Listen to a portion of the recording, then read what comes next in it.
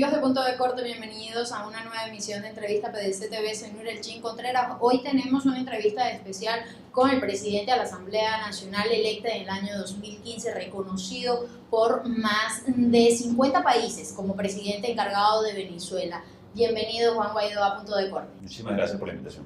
Bien, fíjese, el día de ayer, me gustaría iniciar esta entrevista, pero el día de ayer ustedes estuvieron en la comisión delegada, se aprobó más de 100 millones de dólares para las vacunas COVAX a través de este sistema. Me gustaría saber a dónde va destinado este dinero y quién lo va a administrar. Más que para las vacunas COVAX, quiero simplemente explicar un poco lo que es el sistema COVAX. Es una especie de bolsa de vacunas a nivel mundial para países en vías de desarrollo, donde se puede acceder hasta el 20% de la población con vacunas con una especie de subsidio mundial. Es decir, son vacunas más económicas que las que están en el mercado para poder vacunar hasta, a través de ese sistema, el 20% de la población. La dictadura, el régimen de Maduro ha dicho que ya va a pagar la totalidad de COVAX. Lo que estamos diciendo es que ponemos a disposición hasta 100 millones más, los 30 que ya había aprobado la Asamblea Nacional, para fortalecer la cadena de frío para su implementación, incluso a través de COVAX, con la OPS y UNICEF, que son los que van a tratar de implementar, es decir, colocar efectivamente la vacuna sin discriminación a través de un plan en Venezuela. Entonces estamos poniendo a disposición, porque evidentemente 20% de la población no es suficiente. Cuando la inmunidad de rebaño se alcanza, se estima que con el 70% de la población. Así que la Asamblea Nacional está poniendo a disposición de Venezuela, de los venezolanos, 100 millones que están protegidos para que sean directamente implementados con vacunas sin discriminación para los venezolanos. Justamente, ¿qué fue lo que ocurrió con el acuerdo que se llevó a cabo por parte de su administración, la administración de Nicolás Maduro, también con la Organización Panamericana de la Salud, donde establecieron una mesa técnica? Así ustedes además lo reconocieron. Posteriormente Nicolás Maduro denunció que nuevamente tenían desacuerdo entre oposición y oficialismo. Pero ¿qué ocurrió con esa negociación y quién al final es el que está pagando las vacunas COVAX? Hay una mesa técnica de vacunación donde está por nosotros Julio Castro, reconocido infectólogo, y además en respaldo con las academias, entre otros, para implementar un plan de vacunación, insisto, sin discriminación.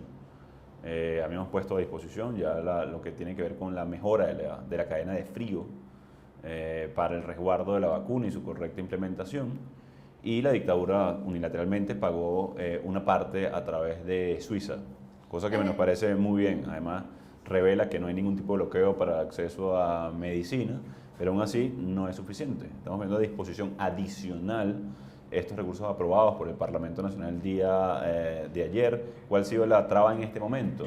El impedimento o el veto que tuviera el régimen de Maduro a la vacuna específica AstraZeneca, por cierto, paréntesis, con la cual se vacunó la canciller federal de Alemania, Angela Merkel, Andrés Manuel López Obrador, presidente José Manuel Olivares México, aseguraba que la administración de Nicolás Maduro estaría pagando un monto mayor para poder justamente decidir qué vacuna va a llegar a Venezuela. ¿Esto es cierto? ¿Cuál es el dinero que se ha pagado para esto? Fue la OPS la que dijo que estaban a disposición inmediata para Venezuela unas dosis reservadas de la vacuna AstraZeneca. Por el impedimento y la soberbia, debo decir ya en este punto, criminal, porque asesina indirectamente a los que hoy no reciben una vacuna, especialmente el sector salud, que están defendiéndonos a todos, los que nos contagiamos del virus o de cualquier otra enfermedad en Venezuela. Por esta soberbia, además, no solamente es que no llega hoy la vacuna o la necesidad del ingreso inmediato, sino que tuvieron que pagar un fee adicional, un impuesto, una especie de impuesto adicional, porque la que estaba reservada era AstraZeneca y no está en disposición ninguna otra, por cierto, por lo menos hasta junio. Es decir, la imposición o el bloqueo, sí, del régimen a un tipo de vacuna no está permitiendo que entre en Venezuela. Entonces, fíjate tú lo paradójico de esto. Los que bloquean hoy el acceso a la vacuna AstraZeneca, y lo que hemos dicho nosotros, mira, si es AstraZeneca, Pfizer, Moderna, Johnson & Johnson, Sputnik, Sinopharm, la que sea, la que esté avalada científicamente por la comunidad internacional y por supuesto médicamente, para que salvar vidas de inmediato en nuestro país sin discriminación. Es decir, que a ti no te pueden pedir el carnet de la patria para el derecho a la vida. Es decir, están discriminando con algo tan esencial como es el derecho a la vida. O es que no todos los venezolanos no sentimos ansiedad por un familiar contagiado. En mi caso, que también lo sufrí, pero también un primo que murió lamentablemente por el COVID, como le ha pasado a muchos de los venezolanos, amigos, cercanos, familiares. Entonces, esto atenta directamente en contra de la vida del venezolano, pero también con la normalidad, aunque perdida por Venezuela por muchas razones. Falta de estabilidad en el país, el desastre con que tienen con la seguridad, entre otras cosas, pero obviamente esto es algo absolutamente humanitario, primario, de humanidad en este momento para los venezolanos. Es decir, la administración de Nicolás Maduro, a pesar de llegar a una mesa técnica con el acuerdo que se tuvo con su administración, tampoco se pudieron acceder, y ellos ya lo han dicho, que estas vacunas podrían llegar masivamente para Venezuela a partir de mayo, cuando ahorita estamos en el pico más alto de infectados y fallecidos por COVID-19. En otra situación, me gustaría hablar de la nueva alianza, la plataforma unitaria que usted anunció el miércoles, que se lanzaron esta nueva conformación por parte de la oposición venezolana. Justamente ese mismo día ustedes mostraron su desacuerdo con los candidatos por oposición que han anunciado. Américo de Gracia es uno de ellos. Me gustaría saber qué piensa Juan Guaidó de la candidatura de Américo de Gracia, que además es diputado también electo en el año 2015, lo reconoce a usted como presidente encargado de Venezuela, lo reconoce como diputado, lo reconoce como su administración. Así él lo ha dicho, y el día de hoy además anunciaba que hay 11 tarjetas para las candidaturas de ellos. Mira, no va a hacer ningún tipo de comentario con respecto a la decisión personal de un dirigente. La decisión personal de un dirigente es respetable siempre y cuando actúe con el respeto a la Constitución y en procura de la defensa de los venezolanos. Las decisiones personales son de cada dirigente. Lo que sí puedo hablar es de los 41 partidos, incluyendo la Causa R, incluyendo Primera Justicia, Acción Democrática, Voluntad Popular, Encuentro Ciudadano, Alianza Lápiz, Bandera Roja y otros adicionales. Cuando uno empieza a mencionar sin la lista completa, corre el riesgo de confusión de alguna manera. Aquí lo importante es la decisión de todos estos partidos de aliarse, de ratificar la necesidad de la unión en Venezuela para enfrentar una dictadura de estas características, que no controla de ninguna manera lo que está sucediendo, por ejemplo, en la cuota 905 o en Apure, que además tienen el mismo origen, el amparo de Maduro a grupos irregulares o el financiamiento, de manera directa e indirecta, de otorgarle armas, por ejemplo, a grupos en zonas de paz. Lo que estamos diciendo nosotros es que vamos a luchar por condiciones para elecciones libres, que debe haber un cronograma de elecciones, incluido la regional y la municipal, cosa que hoy no hay ningún tipo de condición, o peor aún, o estamos en peor condición incluso que en diciembre del 2020, con más tarjetas ilegalizadas, con más dirigentes perseguidos, el ataque a las ONGs en este momento, la pretensión de desaparición precisamente de las alcaldías a través de un parlamento comunal, el ataque a los medios de comunicación. Lo que estamos diciendo en esta plataforma que hemos, digamos, reforzado, porque viene del pacto unitario, viene de la consolidación y la construcción de un frente amplio, es decir, la construcción de la unidad de la mayoría en Venezuela no ha sido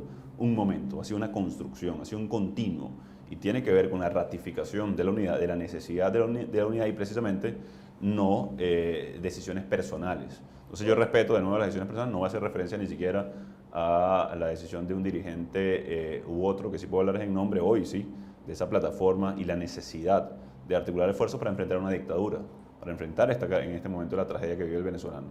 ¿Usted sigue apostando a que el G4 será la medida o mantener la estructura para un cambio político en Venezuela? Bueno, ¿Esa es la vía? En todo caso, G42, más los sectores sociales que se incorporan, que es el Frente Amplio, la plataforma con la cual impulsamos además la consulta popular, que viene a sumar incluso aún más a estos sectores sociales. Así que no solamente es que estamos sumando a 4, 10, 20, 40, no, estamos sumando, y como lo dijimos hace un par de días, dejar la puerta abierta. Yo creo que aquí la clave en Venezuela ya es muy alto, la deuda social que tenemos, lo que pretende dejar rezagados la dictadura, campesinos, migrantes, refugiados, en este momento, enfermeras que ganan $2 o $4 al mes y no tienen ni siquiera la posibilidad de vacunarse para proteger al resto de los venezolanos. Lo que estamos buscando es incluir de nuevo, y está la puerta abierta para todos los dirigentes, incluso si tomaron una decisión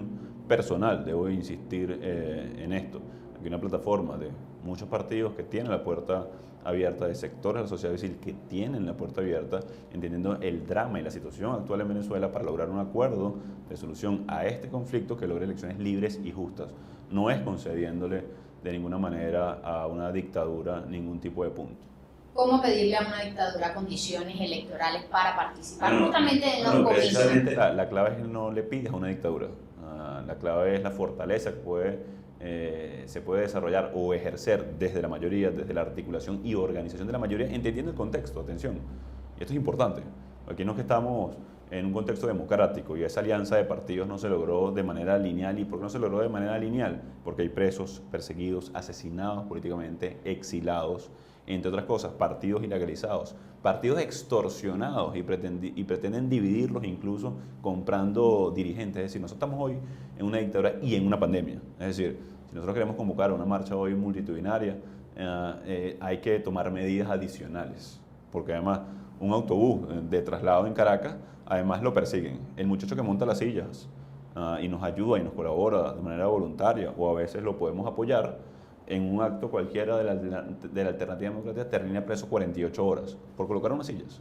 Entonces, aquí lo importante es entender que estamos en una dictadura y no estamos pidiendo nada, estamos diciendo lo que nos corresponde por derecho. Y la forma de hacerlo ante una dictadura es construyendo mayoría, ejerciéndola, teniendo muy claros los puntos de convergencia de esta plataforma unitaria, pero también de la sociedad y la comunidad internacional. ¿No cree que si la oposición venezolana se uniera nuevamente, como se unió en el año 2015, participa en las elecciones, así no haya condiciones? Como en el 2017. En el 2015. Ustedes participaron, todos unidos. Si la oposición venezolana, hablando de la dirigencia política, nuevamente se une a esa unidad que ustedes han planteado, a esta nueva alianza que ustedes están diciendo, así no haya condiciones, ¿cree que es posible ganarla? ¿Es posible participar? La mayoría de las venezolanas queremos cambio. Creo que no hay duda en ese sentido. Eso lo hicimos también no solamente en el 2015, sino también en el 2017. Y hablando, por cierto, de Bolívar, Andrés Velázquez ganó la gobernación y le robaron descaradamente la gobernación. Pero también Juan Pablo Guanipa, que no le permitieron además asumir como corresponde su cargo en el estado Zulia. Entonces aquí no estamos ya sobre supuestos, estamos sobre hechos y cómo actúa una dictadura. Lo que estamos exigiendo precisamente son las condiciones para desafiarle el poder a una dictadura, que no lo quiere entregar, atención con esto. Y ahí es donde viene la línea delgada. Lo han demostrado, pasó con el revocatorio en el 2016, que nos los robaron, es decir, no fue un ejercicio alegre de la sociedad. Pasó en el 2017 con el intento y pretensión de una constituyente que no llevó ni siquiera un artículo nuevo de la Constitución. Y como ellos mismos lo declararon, era para sabotear el proceso del Parlamento Nacional. Pasó en el 2018 cuando intentaron robarse la elección que no reconoció el mundo, por también una acción política conjunta de todos los partidos de la unidad, y pasó en el 2020. Ahora, ¿qué estamos diciendo en el 2021? Somos mayoría, debemos ejercerla. Tu pregunta viene orientada en el espacio de un írrito proceso. ¿Es posible entonces movilizar y ejercer esa mayoría para lograr el cambio en Venezuela?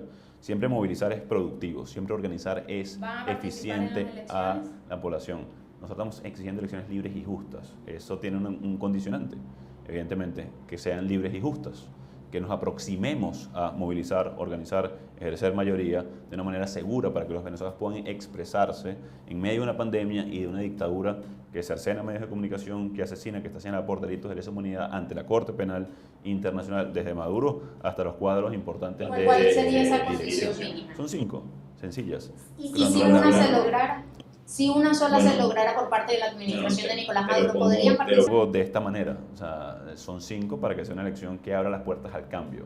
Ahora, lo que no, creo que ya en este 2021 estamos dispuestos a un salvo a la bandera, ¿no? Entonces, ¿cuáles son esas 5 condiciones? Cronograma de elecciones, árbitro electoral de común acuerdo en conjunto con la comunidad internacional, la legalización de los partidos políticos y que estén en manos de sus legítimos dirigentes, el respeto a los derechos humanos, presos políticos, perseguidos, exilados, entre otros, y la observación internacional. Fíjate, no estamos pidiendo nada excepcional, es lo básico para transformar una elección en competitiva y lograr el cambio en Venezuela. Creo que los venezolanos también están muy claros de hemos hecho en Venezuela que todo, marchas, huelgas de hambre, elecciones 2015, no elecciones 2018 y 2020.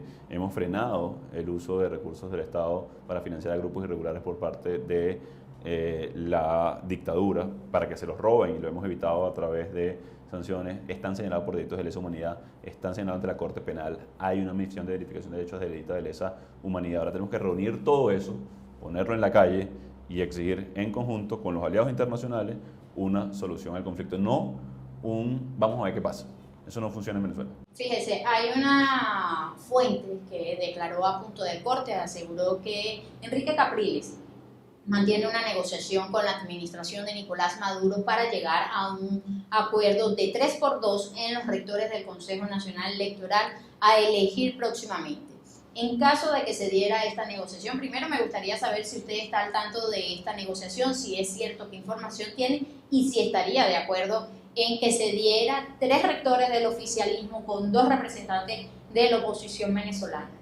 Mira, lo que estamos de acuerdo, los 42 partidos, la sociedad civil, en un árbitro legítimamente designado y que tenga respaldo y aval de la Alternativa Democrática y el Parlamento Nacional. Es decir, de nuevo, no conozco de esa negociación o esa fuente a la cual haces referencia, pero evidentemente algo unilateral, como te hacía referencia a la decisión personal de un dirigente de participar o no en una elección ni siquiera convocada, ni siquiera está convocada, ni siquiera hay un árbitro, ni impuesto. En caso de que se diera ese 3x2 en los rectores participarían. Que lo designe el Parlamento Nacional legítimamente para que lo pueda reconocer la comunidad internacional. Si no, va a pasar lo mismo que pasó el 20 de mayo del 2018 y lo que pasó el 6 de diciembre del 2020. Si eso no es un árbitro reconocido por la Alternativa Democrática venezolana y por la comunidad internacional, no va a ser un árbitro reconocido básicamente por nadie. Así que, de nuevo, si hay algún dirigente de manera personal que está tratando de hacer gestiones, debe pasar nada más y nada menos por el reconocimiento de la comunidad internacional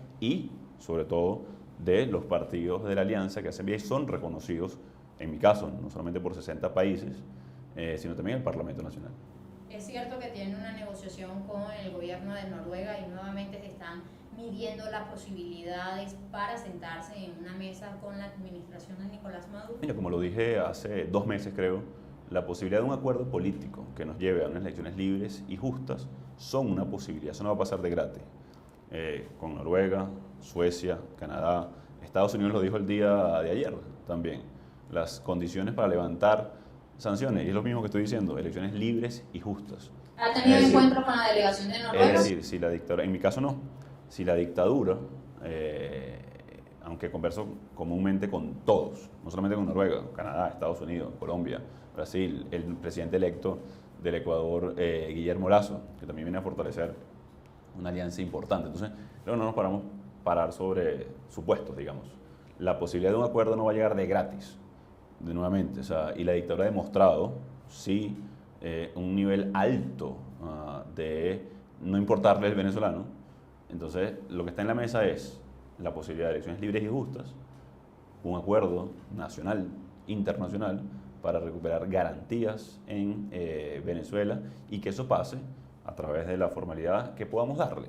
Así es, mira, Estados Unidos, Canadá, Colombia, Argentina, Noruega, será bienvenido. En el contexto internacional, salió Donald Trump de la presidencia, Joe Biden ha dejado claro que la política en Venezuela, la crisis económica, política, social y humanitaria que vive el país, no es algo que va a atender de primera línea. Ha dejado pasar el tema de Venezuela, sin embargo, ha habido diferentes pronunciamientos. Pero al parecer esta política se ha dejado a un lado el tema Venezuela en los Estados Unidos. Es clave para que se den en este contexto de reconocimiento internacional. Ustedes han tenido encuentros con Joe Biden. ¿Hay una participación? ¿Hay un contacto directo con ellos? Sí, por supuesto, hemos formalizado no solamente las relaciones con la nueva administración de los Estados Unidos, que ha dejado claro que mantiene la política hacia Venezuela. Tengo una percepción distinta en orientación a tu pregunta, por el contrario, lo que creían algunos, de que iba a ser un poco más lejano, digamos, las posiciones con respecto a Venezuela. Desde muy temprano han fijado posición con respecto a Venezuela. con respecto a lo que significa Maduro para la región, caracterizarlo como lo que es un brutal dictador. Yo creo que son todas buenas noticias, no solamente desde nuestros aliados en los Estados Unidos, sino también para los venezolanos. La nueva alianza de la oposición venezolana viene como parte de una instrucción de los Estados Unidos. Esto se lo pregunto porque Jane Story, el embajador, aseguraba que, él anunciaba recientemente que es necesario a esta alianza y daba el conocimiento de que ya venía algo para Venezuela en cuanto a una alianza de la oposición venezolana. ¿Esto es una instrucción? Es como ofensivo colocar eso de esa manera.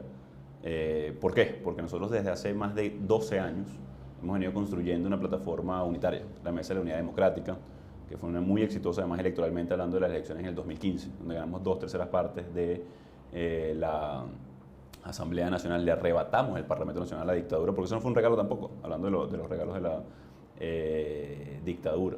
La beligerancia, el reconocimiento de los Estados Unidos vino posterior a la construcción de una alianza, la construcción de mayoría y el respeto a nuestra Constitución. Lo fue así el Frente Amplio, lo fue así la Mesa de la Unidad Democrática, lo fue así el Pacto Unitario, lo ha sido así en los últimos años. Esto responde a un clamor de los venezolanos. Esto responde a un clamor y la necesidad de la articulación del pueblo de Venezuela y como lo anunciamos, por cierto, desde diciembre, la necesidad de fortalecer y construir una mayor y mejor unidad, cosa que estamos haciendo en este momento y que no solamente el caso de los Estados Unidos, pero también Chile, Canadá, Europa, por supuesto, como lo vemos los venezolanos, siempre que estemos articulando en contra de una dictadura, en defensa de los derechos de los venezolanos, de la Constitución en Venezuela, vemos eso sería muy ofensivo para los 42 partidos, para el Frente Amplio, para decir que esto es de alguien u otro, sea un país, una persona incluso. ¿Creen la tarjeta única? Mira, yo creo que demostró eficacia y eficiencia, simplifica el mensaje, articula y facilita incluso la unión y la unidad de manera práctica. Yo creo que esos son instrumentos que debemos multiplicar, no solamente electoralmente hablando, sino políticamente hablando. Los espacios como la plataforma unitaria es replicar un espacio de discusión, de facilitar el mensaje, de facilitar la organización, la articulación. Entonces yo creo que eso es muy importante para el venezolano de cara a elecciones libres y justas. Entonces, yo creo que eso es un mensaje poderoso, en su momento lo fue y fue muy exitoso en el 2015. Yo creo que las iniciativas importantes y positivas hay que replicarlas. Y en cuanto al referendo revocatorio, se están adelantando a esto, hay la posibilidad, ya diferentes sectores políticos además se han pronunciado a favor de esto, a pedir un referéndum revocatorio. Mira, pedir un referéndum revocatorio es pedir elecciones presidenciales al final del día, de manera sui generis, de otro tipo de forma. Lo intentamos en el 2016, la dictadura lo robó. ¿Lo van a volver a intentar? El tema sería cómo garantizar una elección presidencial, no un tipo u otro de elección, es decir, la posibilidad de cambio. Entonces, lo importante es cómo garantizas el cumplimiento de nuestra Constitución. Por eso nosotros hablamos de cronograma de elecciones con garantías nacionales e internacionales entre las exigencias, porque cómo garantizas un tipo de elección. Más allá, ¿qué pasa si pasa como en el 2015 que la sala electoral te anula 3 diputados? O pasa como pasa en el 2016 de cara a un revocatorio que un árbitro electoral te secuestra la posibilidad de ejercerlo con el argumento de algunas firmas y por cierto anularon la tarjeta de la unidad también en ese proceso. Por eso no podemos nosotros empecinarnos con un solo mecanismo, sino lo que garantiza un proceso de solución al conflicto a través de elecciones libres, dentro de un cronograma de elecciones, y hay que contemplarlas todas las que garanticen la solución. Han pasado 2 años de la ruta cese de la usurpación, gobierno de transición, elecciones libres. ¿Ha quedado atrás? Yo creo que se ha simplificado. Todos estamos hablando de elecciones libres y justas. Cuando digo todos, no solamente los venezolanos. Estamos hablando el mundo entero. Para que eso pase, no debe prevalecer una dictadura. Debemos construir una transición que, por ejemplo, atienda la situación en Apure, que atienda la situación de alimentación en Venezuela, que atienda además la situación de las vacunas y la fragilidad y la vulnerabilidad de nuestro sector salud, pero como todos los venezolanos en este momento. Sin eso no habrá república, y lo que estamos buscando es que renazca la república y Venezuela. La administración de Nicolás Maduro pareciera que lo que se conoce como coloquialmente quemar políticamente a alguien. A usted no lo han metido preso, pese a las decenas que tiene de investigación en el Ministerio Público, así lo ha dejado claro Tarek Williams. Sin embargo, no ha sido detenido? ¿Por qué Juan Guaidó no es detenido por la administración de Nicolás Maduro? Ha salido del país, ha regresado, ha hecho todas las medidas que la administración madurista ha asegurado que usted no puede realizar, usted lo ha hecho y no está preso. Por varias cosas. Uno, por miedo a las retaliaciones a nivel internacional. También por falta de soporte en los diferentes cuerpos de seguridad del Estado, porque saben que no tienen interlocución con la comunidad internacional y de alguna manera también nosotros representamos hoy a esa interlocución. De manera indirecta, ellos lo reconocen, lo que reconocen 60 países del mundo y los venezolanos de esa manera.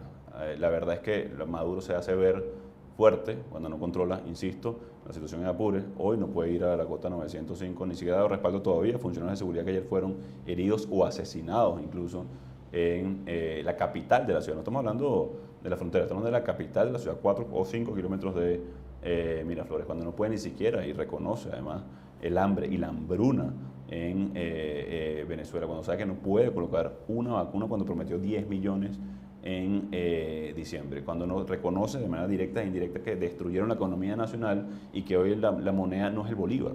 O sea, por la vía de los hechos le pasó por encima la economía al dictador y a todos los venezolanos, por cierto. En el día todos sufrimos de la hiperinflación, todos sufrimos de que no nos alcanza para nada en este momento en Venezuela, entre otras cosas. Por eso yo tengo la oportunidad de estar contigo aquí hoy, pero por ejemplo, otros luchadores por la democracia en el mundo, Navalny, preso en Rusia, Tikhonovskaya, líder de la Bielorrusia Democrática desde el exilio, por esa mayoría que hemos construido, por la plataforma de partidos, por la beligerancia a nivel internacional, por la interlocución con el mundo y por la fragilidad de una dictadura que se hace ver fuerte, estamos todavía en la calle ejerciendo nuestros derechos. Su propia administración, entre ellos Julio Borges, Américo de Gracia, también diferentes políticos le han exigido a usted, y economistas, le han exigido que rinda cuenta de los recursos a lo que la administración de Juan Guaidó ha podido acceder, a esos bienes que tiene Venezuela en el extranjero. Hoy le pregunto, ¿cuál es el monto exacto que la administración de Juan Guaidó ha podido acceder a esos bienes en el extranjero y por quién son dirigidos? Eso ha sido público, los que se han accedido. Hemos además pedido que cada uno de los que han sido ejecutores de esto rindan cuentas, como deben hacerlo, como hicieron en julio del año pasado, y deben hacerlo también este año. Fueron aprobados 80 millones de dólares por el Parlamento Nacional en febrero del año pasado. Se lograron ejecutar apenas 63 de esos 80, principalmente para lo que fueron héroes de la salud. ¿Cuál es el monto total que han podido acceder? Que fueron más de 22 millones de dólares con respecto a héroes de la salud, casi 20 más adicionalmente fueron para la OPS y la Cruz Roja Internacional. Adicionalmente fue un monto, si no me equivoco, similar, 5 o 6 para casos de riesgo vital, es decir, casi o más de 50 fueron directamente a beneficiarios, en este caso para salvar vidas, a través de la OPS o Cruz Roja Internacional, a través de los héroes de la salud para la defensa en contra del COVID o para pacientes de riesgo vital a través del plan Madre María. El resto viene con respecto a lo que fue la defensa de litigios a nivel internacional, es decir, proteger a la República y atención y apoyo a la democracia, a través de fortalecer el Parlamento Nacional, a través de lo que ha sido las giras de los diputados, a través de el apoyo en transporte para nuestros diputados e incluso poder soportar el funcionamiento. El resto fue reconducido a lo que se aprobó el día de ayer, que tiene principalmente como prioridad atender el tema vacunas. Para finalizar la entrevista, ustedes, cuando hablo de ustedes, es la oposición venezolana en general, ha asegurado que hay 21 años de corrupción, de mafias, de incertidumbre, de persecución política. Han denunciado especialmente a la administración de Nicolás Maduro incluso trabajar con el narcotráfico. Pero también es cierto que presuntamente han salido diversos escenarios, tramas corruptivas por parte de la oposición venezolana en estos 2 años que ha tenido su administración, asegurando que hay unos recursos a los que usted ha accedido y a los que ha accedido su administración y no se tienen las cuentas claras. Hoy yo le pregunto, ¿cuál es la diferencia entre la oposición y el oficialismo. Ya cuando se habla de corrupción, ojo, no estoy asegurando que usted sea un corrupto o que estoy asegurando que su administración sea corrupta, no, ver, sino que es la trama corruptiva que ha salido. Gracias por la pregunta, porque equiparar a 21 años de la dictadura de Maduro con 2 años y la aprobación de 80 millones que te acabo de dar respuesta específica de los fondos utilizados, creo que equipararlo ya es relativizar de la tragedia que vivimos los venezolanos. Maduro está señalado por delitos de lesa humanidad ante la Corte Penal Internacional. Una hambruna que se generó en Venezuela por la corrupción y el robo, la destrucción de PDVSA luego de 21 años cuando se manejaban 3 millones de barriles de petróleo y tuvimos el boom de los commodities en la región más grande en la era de lo que es el petróleo en la historia de la humanidad. Eso lo manejó la dictadura de Chávez y Maduro en simultáneo. ¿Hay corrupción en su administración? Hay claramente la rendición de cuentas, la transparencia, luego de la aprobación de 80 millones se utilizaron apenas 63. Voy a ponerlo más en contexto.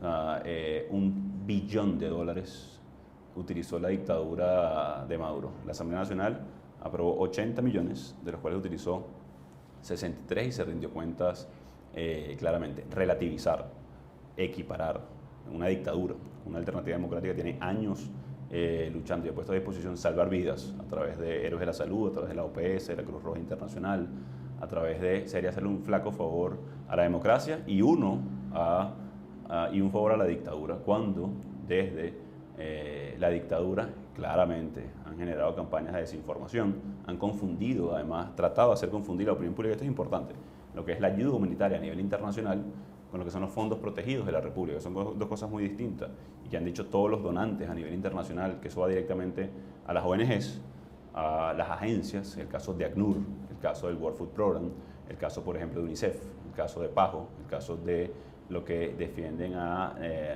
y hay que aprovechar estos espacios y agradezco además la pregunta por eso, para uno diferenciar lo que ha sido la ayuda internacional que hemos conseguido y canalizado para aliviar la crisis producto de la corrupción de 20 años y lo que ha sido la aprobación de recursos que solo son 80 millones de dólares. Digo solo en comparación a lo que ha sido la dictadura. Por ejemplo, el caso de Odebrecht, solamente para hablar de corrupción, son 30.000 millones de dólares. Es decir, 100 veces o 300 veces lo que aprobó la Asamblea Nacional solamente por Odebrecht. Podemos hablar de 300.000 millones de dólares de PDVSA que fueron saqueados. Es decir, 2.000 veces más de lo aprobado y lo que se ha rendido cuentas en este momento. Así que la gran invitación a todos es a señalar directamente los causantes de la tragedia en Venezuela y que relativizar, que equiparar a una dictadura sanguinaria, señalada así por todos los organismos a nivel internacional, por los venezolanos, por las denuncias que hemos hecho, por la resistencia que tiene la sociedad, por las ONG, creo que sería hacer un favor a la desinformación o peor, a una dictadura y a los que están en primera línea de defensa de la democracia. ¿Hay corrupción dentro de la administración Juan Guaidó? Creo que he respondido varias veces tu pregunta, creo que insistir es incluso de nuevo para el Parlamento Nacional, para lo que ha sido los Héroes de la Salud, claramente la transparencia debe y es claramente. Y lo que invito es, uno, a diferenciar lo que ha sido la ayuda internacional que se ha conseguido precisamente por apoyo, denuncia, canalización a los organismos como ACNUR, UNICEF, Cruz Roja, PAHO, entre otros organismos, World Food Program, por ejemplo, que ahora gracias a Dios puede ingresar a Venezuela para aliviar el hambre de millones de venezolanos y especialmente de los niños, con lo que ha sido la específica rendición de cuentas, porque por primera vez en casi 20 años, pero específicamente en los últimos 6, se aprueba únicamente en el Parlamento Nacional. La dictadura no aprueba un presupuesto, no sé desde cuándo, ¿no? Creo que específicamente desde el 2015, o por lo menos hace el parapeto de hacerlo, a diferencia de lo que hemos demostrado nosotros que se aprueba en el Parlamento Nacional, se muestra y se va directamente al beneficiario en este caso. Muchísimas gracias. Sé que tiene una agenda bastante fuerte, así que le agradezco este tiempo que nos dedicó a Punto de Cortes. Por supuesto, nosotros desde nuestra plataforma comunicacional los invitamos. Esto es Entrevista PDC TV, hoy en compañía del presidente de la Asamblea Nacional electa en el año 2015, reconocido por más de 50 países como presidente encargado de Venezuela. Juan Guaidó, agradecida por supuesto con Punto de Corte que haya aceptado esta entrevista. Nos vemos en una próxima emisión. Soy Nora Jean Contreras. Gracias.